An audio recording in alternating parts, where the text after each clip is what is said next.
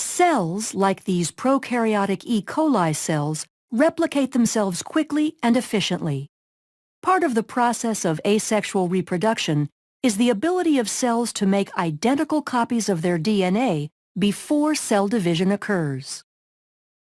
Prokaryotic cells that reproduce by binary fission rely on the fast, accurate process of DNA replication to ensure future generations of cells will have the same genetic instructions as the parent cell.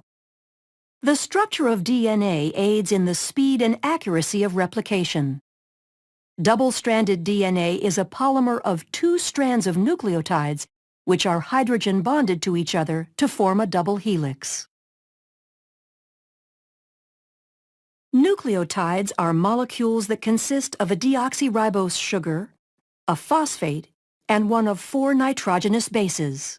The phosphodiester backbones consist of alternating sugar and phosphate groups. The nitrogenous bases include cytosine, thymine, adenine, and guanine. Cytosine forms 3 hydrogen bonds with guanine, and thymine forms 2 hydrogen bonds with adenine. This is referred to as complementary base pairing.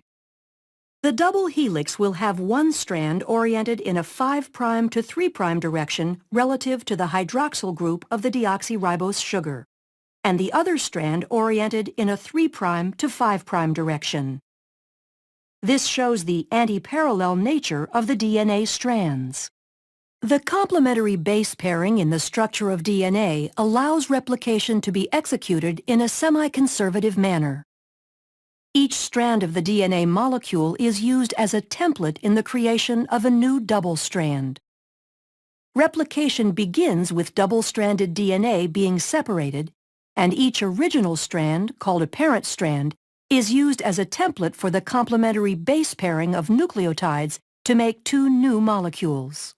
DNA replication occurs in the 5' to 3' direction, adding new nucleotides to the 3' end of the newly forming strand.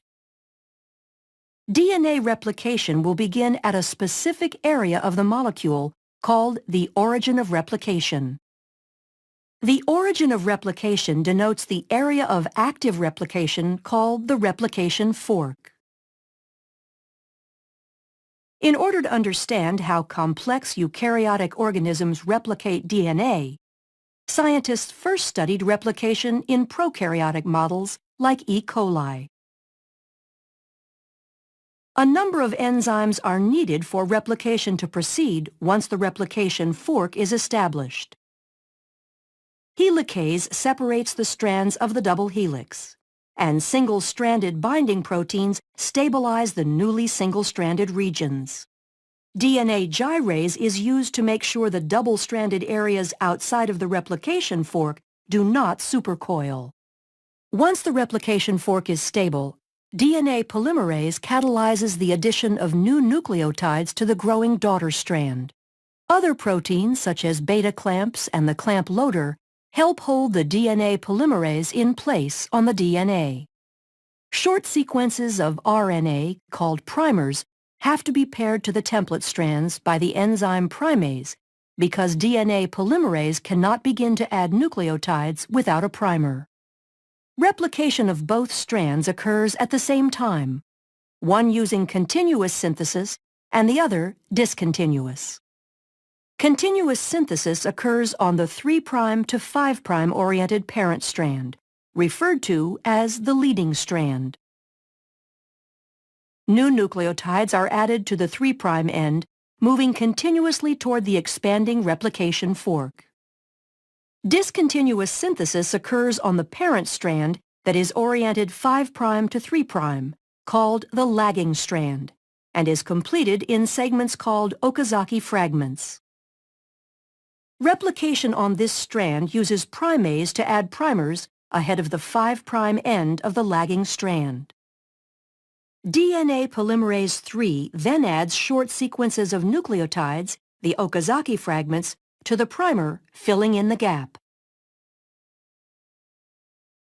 As the helix is opened further, this process repeats until the entire strand is replicated.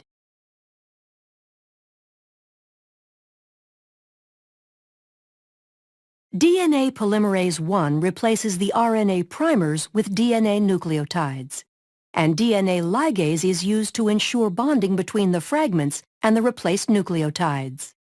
Once both the leading and lagging strands have completed their replication, two identical copies of the DNA molecule result.